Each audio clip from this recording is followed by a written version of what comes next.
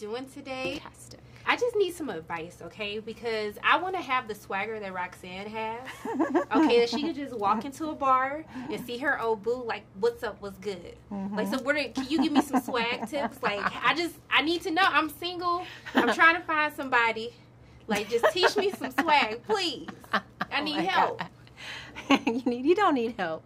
Oh, look at those nails, girl. You don't need any help. You're doing good.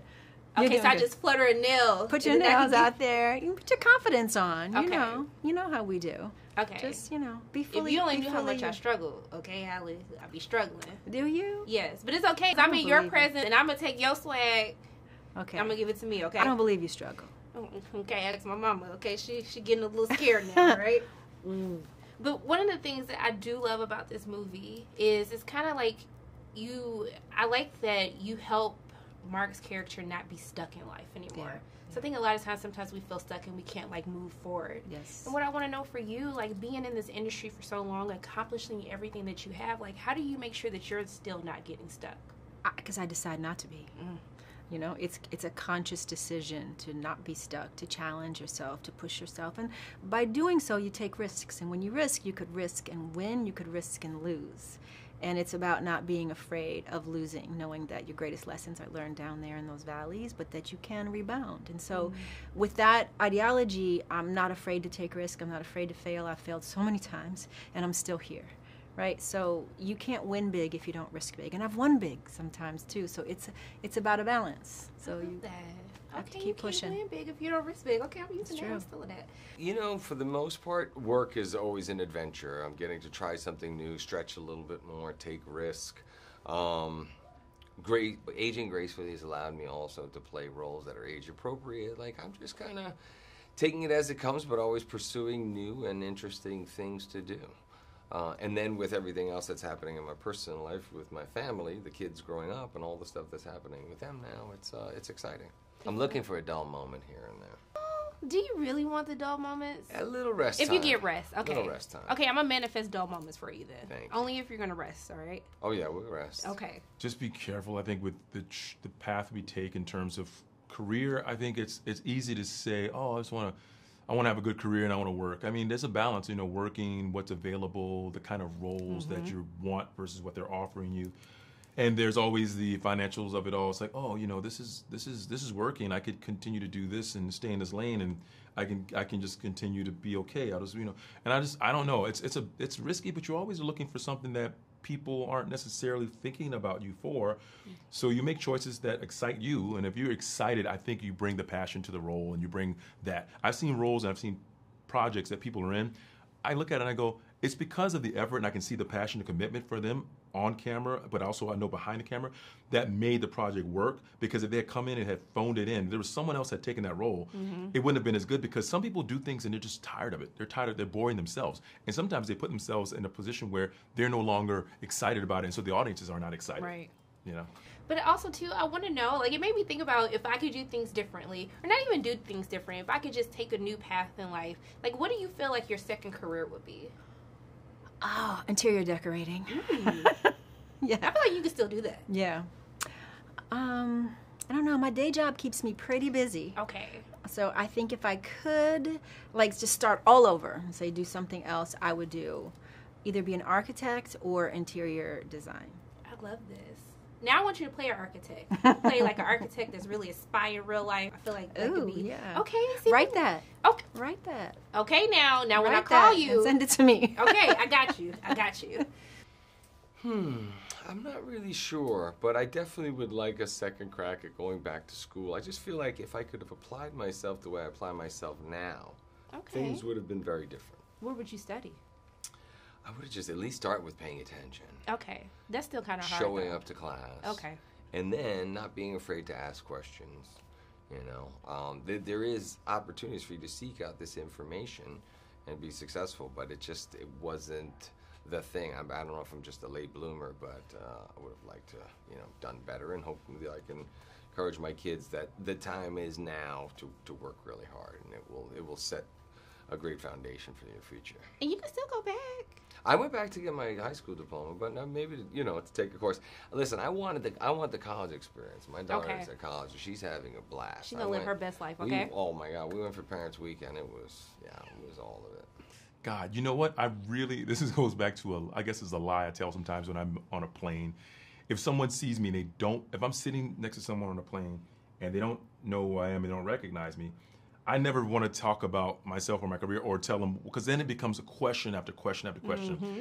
And I've been on planes with people who don't know who I am, but they love talking about themselves, and I'll just listen to them talk for as long as they want to talk, because I don't want to talk about so to get them off, I'd say something like, I'm an ad executive. I work in an advertising agency. But I think I would be good at that because I really do creatively. I was a fan of Mad Men and stuff like that, the Don Draper, the whole mystique of that. But the world of creating advertising and how to go about getting something sold, I think I would be really good at that. I think my imagination leans towards that, and I'd have fun doing that. I'd be in an office and I'd figure it out, and we'd sit and have a whole, brainstorming thing, and I just think I would come up with some really cool, unique campaigns for people. So I think I could do that. You can still do that. I could. You can do it for movies and shows. Oh, absolutely. Listen, I got plenty of things I want to play. Okay. That's definitely one I want to play. But if I had to start over, or if I had to have another career, if it wasn't this one, I think that would be very useful. That is so interesting. Yeah. But now I want to know why they don't follow up. Like when you tell them you're like an ad executive, like what do they say? Well, because then I go real boring with them. Because if they say the other one, I'll say if they say that one, then I'll go finance. I'll say finance. I'm all finance. But if I say ad agency, I go yeah, I do a couple campaigns, but I non-disclosure, I can't talk about it. Things like that. Okay, well that works. Because I'm about to be like, that's disrespectful. They should have followed up with a question. You'd be surprised how people aren't interested in stuff that that sounds boring. Ads. See, I'll be that person, like, what campaigns have you worked on? Yeah, I'm glad I'm not sitting next to you. You know what? I wish I had been one of those kids who was a little more dedicated to practicing musical instruments.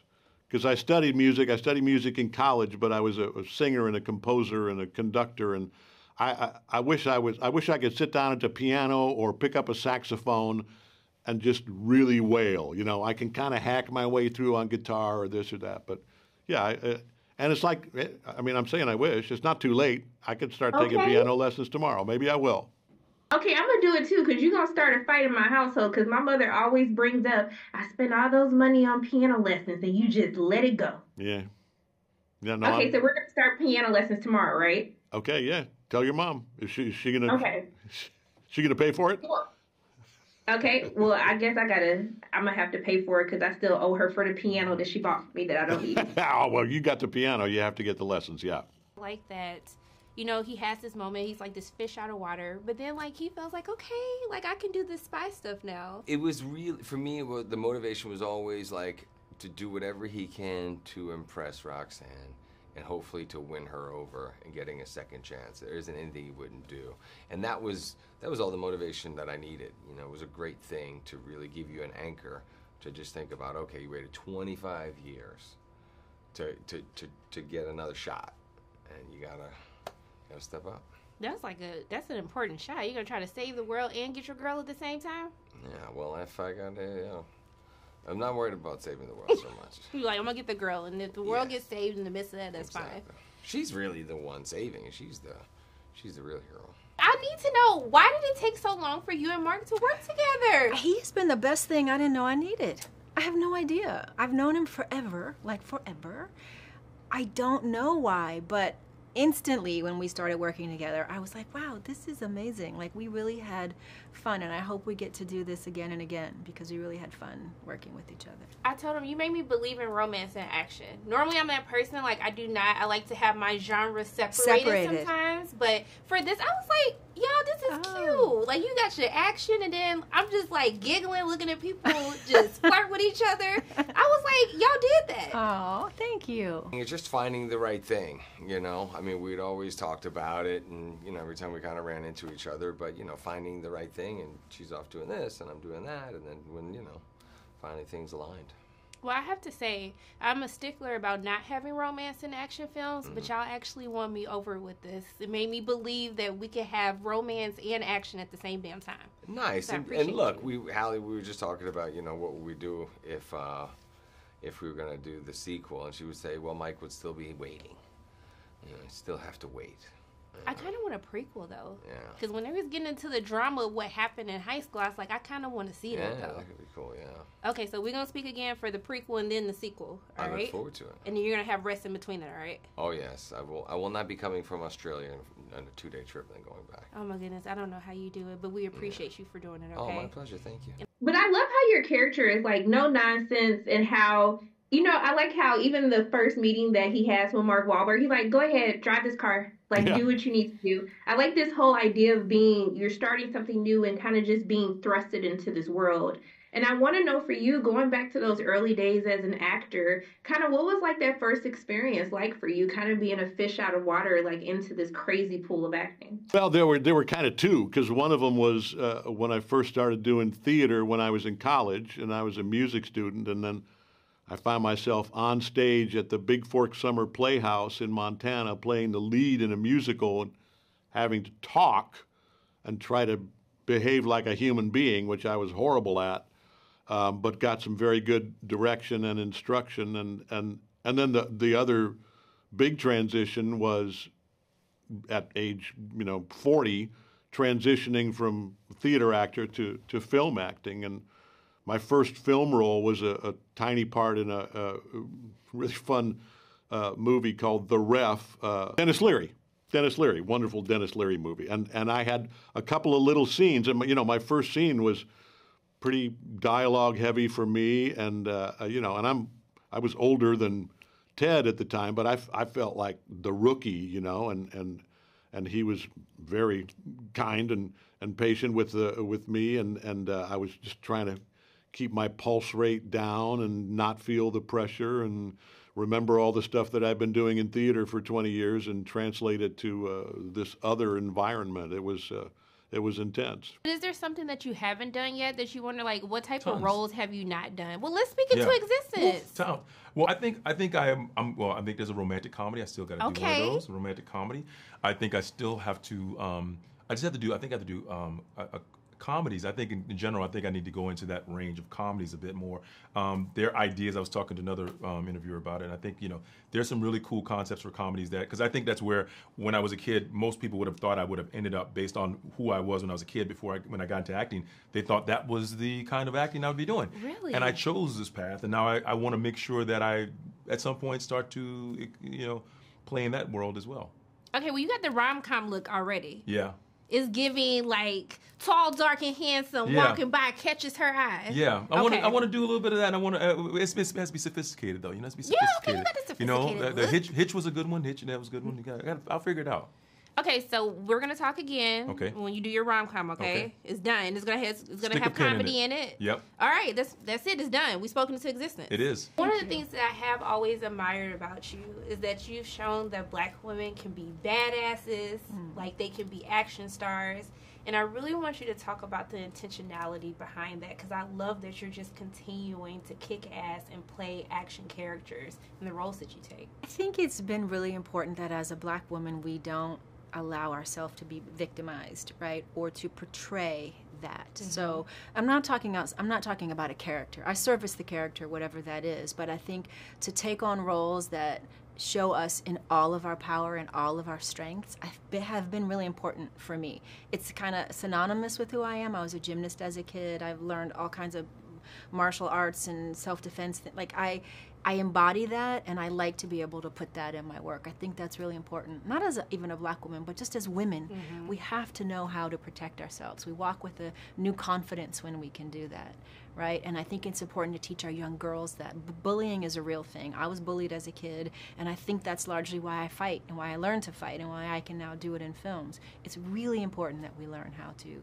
defend ourselves and think fast on our feet and know when we're walking into a dangerous situation, be aware of our surroundings. All these things that really empower us, I think we need to really have in our body and understand it. I just really appreciate you for continuing to put those images out there because it really matters. Like, I appreciate Thank you. I guess for people who are finding themselves kind of thrusted in new experiences, what are kind of some of those words of wisdom that you've learned to live by to kind of get you through the fear of it all? Because I think it's the fear that overcomes us. Yeah, yeah, and honestly, I think the two things. It's not like I'm, inventing these ideas. Breathe, and like really breathe, and listen. Because the listening is one of the things that's so hard for anybody in any, stressful situation. But if you can just take a breath and do your best to really listen to, everybody else, that'll do you well. Okay, so I'm gonna breathe, and then I could become a spy. I can be a spy. And then listen to your piano teacher. Okay, listen. And okay. then, yeah, let's go for more attainable goals. I think the spy thing. I mean, I'm not saying you're not capable, but I don't think I will make it like 5 seconds being a spy, so it's okay. I appreciate the tough love. Okay. All right. Yeah.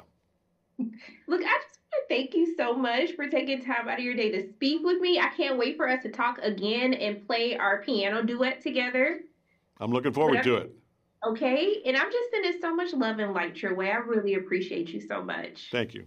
Back at you. Thank you. Bye. Okay, so I'm gonna breathe, and then I could become a spy. I can be a spy. And then listen to your piano teacher.